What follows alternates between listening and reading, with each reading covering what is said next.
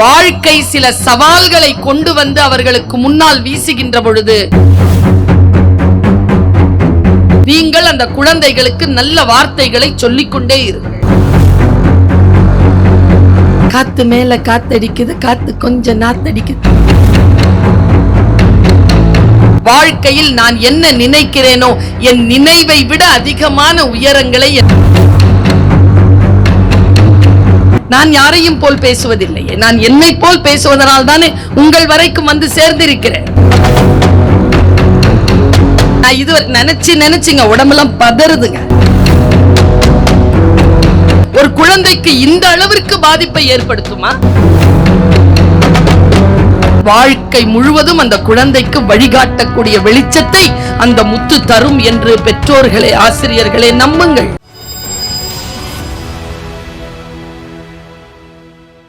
உங்களுக்கு முன்னால் அவர்கள் அதை பின்பற்றுகிறார்களோ இல்லையோ, வாழ்க்கை சில சவால்களை கொண்டு வந்து அவர்களுக்கு முன்னால் வீசுகின்ற பொழுது அதை சந்திக்கக்கூடிய பேராற்றலை நீங்கள் கற்றுக் கொடுத்த அந்த அறம் அவர்களுக்கு சொல்லித்தரும் என்பதனால் நீங்கள் அந்த குழந்தைகளுக்கு நல்ல வார்த்தைகளை சொல்லிக்கொண்டே இருங்கள். இதுக்கெல்லாம் நீங்க கை தட்டணும் தெரியுமா? ரொம்ப சைலண்டா ரொம்ப சீரியஸா இருக்கும்போது பேச்சாளர்களுக்கு பயமா இருக்கும்.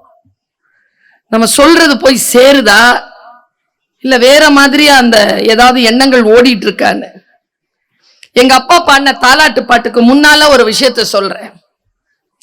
சமீபத்துல நான் ஒரு ஊருக்கு போயிருந்தேன், வெளிநாடு. அந்த குழந்தை ஒரு 6 மாசம் குழந்தை, அது சாப்பிட மாட்டேங்குது. இந்த ஸ்வீட் பொட்டாட்டோன்னு ஏதோ ஒண்ணு, நாம சக்கரவள்ளி கிழங்குன்னு சொல்லுவோம். அதை நசிச்சு அந்த குழந்தைக்கு ஊட்டுறாங்க. அந்த குழந்தை துப்புது. அந்த தாய்க்கு ஒரு 23ல இருந்து 24, 25 வயசு இருக்கும். அவங்க அம்மா சொன்னாங்க, அவங்க பாட்டி சொன்னாங்க, குழந்தை சாப்பிட மாட்டேங்குது, ஏதாவது பாட்டு போடு சாப்பிடும்னு சொன்னாங்க. அந்த பொண்ணு சொல்லிச்சு, ஏன் நானே பாடுறேனே அப்படின்னுச்சு. அந்த பொண்ணு பாடுச்சு. அந்த குழந்தை சிரிச்சுது, அம்மாவை பார்த்து சிரிச்சுது. அதுக்கப்புறமா அது சிரிச்ச உடனே இது சோறு விட்டுது, அது சாப்பிடுது. மறுபடியும் சோறை துப்பும் போது அந்த அம்மா அந்த பாட்டை பாடுது. அந்த குழந்தை சிரிக்குது, சாப்பிடுது. என்ன பாட்டுன்னு நினைக்கிறீங்க? காத்து மேல, காத்து கீழே, காத்து ரைட்ல, காத்து சைட்ல, காத்து மேல காத்தடிக்குது, காத்து கொஞ்சம் நாத்தடிக்குது. குழந்தை சிரிக்குது. அந்த குழந்தை உங்ககிட்ட கேட்டுச்சா அந்த பாட்டு பாடுன்னு? பாடுறது யாரு? நாம பாடிட்டு புள்ள கெட்டு போயிடுச்சுன்றோம்.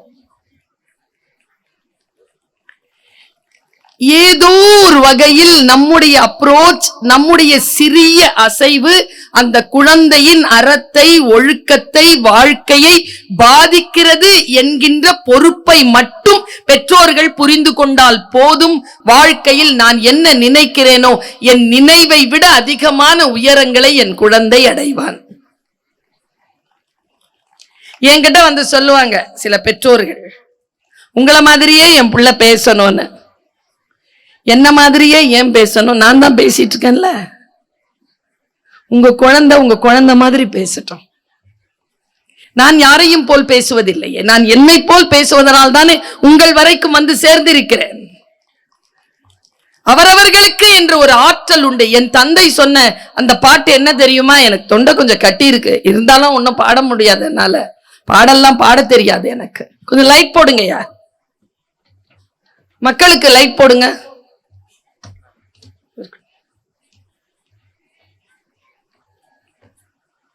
நம்ம நாட்டுல திரையரங்கங்கள் இருக்குல்ல, அவங்க வெளிச்சத்துல இருந்து நம்மளை இருட்டுல வச்சிருப்பாங்க. அப்படி ஒருபோதும் செய்யாதீர்கள். Very good. யாரை நாம் பார்க்கின்றோமோ, யாரிடத்தில் கருத்து சொல்லப்படுகிறதோ அவர்கள் வெளிச்சமுடையவர்களாக முதல்ல இருக்கணும். அது ரொம்ப முக்கியம் என்கிறேன் நான். என்னுடைய தகப்பனார் எனக்கு சொன்ன பாட்டு நான் இது நினைச்சுங்க உடம்பெல்லாம் பதறுதுங்க. ஒரு தாய், ஒரு தந்தை, ஒரு ஆசிரியரின் சொல் ஒரு குழந்தைக்கு இந்த அளவிற்கு பாதிப்பை ஏற்படுத்துமா? ஏற்படுத்தும். முதல்ல நமக்கு அது புரியணுமே. புரிந்தா ரொம்ப அலர்ட் ஆயிடுவோம். என் அப்பா பாடின பாட்டு என்ன தெரியுமா? உங்களுக்கு எல்லாருக்கும் தெரியுதான்னு தெரியல. அது ஒரு உருது பாட்டு, ஹிந்தி பாட்டு, பழைய பாட்டு. एहलो ताल मिले नदी के जल में, नदी मिले सागर में, सागर मिले कौन से जल में कोई जाने नाன்னு ஒரு பாட்டு. இப்ப நினைச்சால எனக்கு உள்ளம் பதறுது, என்னுடைய நிலம் அதிருது. एहलो ताल मिले नदी के जल में, नदी मिले सागर में, सागर मिले कौन से जल में कोई जाने ना. அப்ப தாளாட்டிட்டே இருப்பாரு, நாங்க தூங்குவோம். ஆனா நான் மட்டும் கேட்பேன், என்னமோ பாடுறாருன்னு கேட்பேன். சொல் உள்ள போயிடுச்சு. என்ன அர்த்தம் தெரியுமா? இந்த காத்து மேல காத்து கீழே அது இல்ல. குழந்தைக்கு புரியவில்லை என்றாலும் நல்ல சொற்களை குழந்தைகளிடத்தில் சொல்லுங்கள் என்று சொல்ல வந்திருக்கிறேன் நான். தாளத்தோடு நதி சேர்கிறது, நதி கடலை சேர்கிறது. கடல் எங்கே சேர்கிறது யாருக்கு தெரியும்? இது முதல் பாட்டு, பாட்டினுடைய முதல் வரி. இரண்டாவது வரி சொல்றார், सूरज को धरती तरसे, धरती को चंद्रमा, धरती को चंद्रमा. என்ன அர்த்தம் தெரியுமா?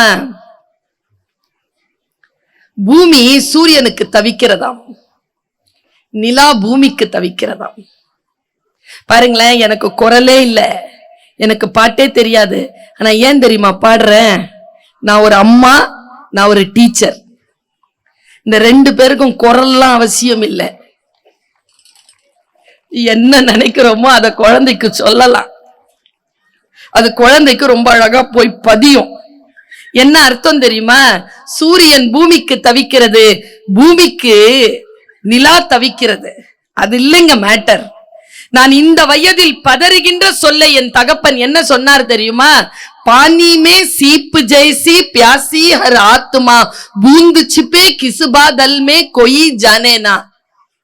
என்ன அர்த்தம் தெரியுமா? நான் இப்போ இந்த அர்த்தத்தை சொன்னேன்னு வச்சுக்கோங்க, இன்றைய இரவு உங்களுடைய தூக்கம் உங்களிடத்தில் இருக்காது. நீங்கள் புரண்டு புரண்டு படுத்தபடி இருப்பீர்கள். என்ன அர்த்தம் சொல்றேன் பாருங்க. கடல் நிறைய தண்ணீர் இருக்கிறது, அதற்குள் சிப்பி ஒன்று இருக்கிறது. அது தாகத்தோடு வாய் திறந்து திறந்து மூடுகிறது, ஆத்மாக்களை போல. அந்த தாகத்தை, அந்த சிப்பியின் தாகத்தை தீர்க்கக்கூடிய அந்த துளி அந்த கடலில் இல்லை. அது எங்கே இருக்கிறது தெரியுமா? வானத்தில் இருக்கும் மேகத்தில் எங்கோ மறைந்திருக்கிறது. எப்பொழுது வானத்தில் இருக்கும் அந்த துளி அந்த சிப்பியை தேடி வந்து சேருமோ, அந்த வாய் திறந்த அந்த சிப்பிக்குள் அந்த துளி செல்லுகின்ற பொழுது அந்த துளி முத்தாக மாறுகிறது. என்ன தெரியுமா? தாகத்தோடு இருக்கிறோம், சொல்தான். உங்கள் குழந்தை எதற்காகவோ தவிக்கிறது, சொல்தான். சொல் வந்து சேர்கின்ற பொழுது, தாகத்தோடு இருக்கின்ற பொழுது நீங்கள் சொல்லக்கூடிய ஒரு அறச்சொல் அந்த குழந்தைக்கு அறமாக உள்ளே வந்து பதிகின்ற பொழுது அது முத்தாக மாறுகிறது. வாழ்க்கை முழுவதும் அந்த குழந்தைக்கு வழிகாட்டக்கூடிய வெளிச்சத்தை அந்த முத்து தரும் என்று பெற்றோர்களே, ஆசிரியர்களே நம்புங்கள். டீச்சர்ஸ்க்கும் சொல்றேன், பெற்றோர்களுக்கும் சொல்றேன், குழந்தைகளுக்கு எதிராக எந்த அவச்சொல்லையும், அவதூறு சொல்லையும், ஒப்பீட்டு சொல்லையும், வசை சொல்லையும் பயன்படுத்தாதீர்கள். அதற்காக இல்லை அந்த குழந்தைகள். குழந்தைகள் மிக மிக முக்கியமானவர்கள். என்னுடைய கெமிஸ்ட்ரி டீச்சர், நான் சுமாரா பார்க்கறதுக்கு ரொம்ப சுமாரா தான் தெரிவேன். உள்ளதான் நெருப்பு, உள்ள நெருப்பு. அது மற்றவங்களுக்கு தெரியாது, புரிந்தவர்கள் மட்டும்தான் அதை தரிசிக்க முடியும். எல்லா குழந்தைகளிடத்திலும் அது இருக்கிறது, எல்லா மனிதர்களிடத்திலும் அந்த நெருப்பு இருக்கிறது. அதனால்தான் விஸ்வரூபம் என்பது காட்டுவதல்ல, நாம் காண்பது.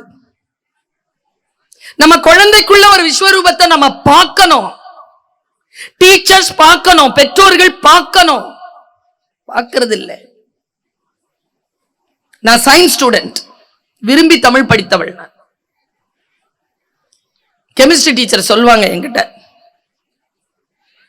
அழகா இருப்பாங்க, ரொம்ப அழகு. இப்படி வச்சுப்பாங்க வாய, அப்பவும் அழகா தான் இருப்பாங்க. என்ன இப்படி பார்த்து சொல்லுவாங்க,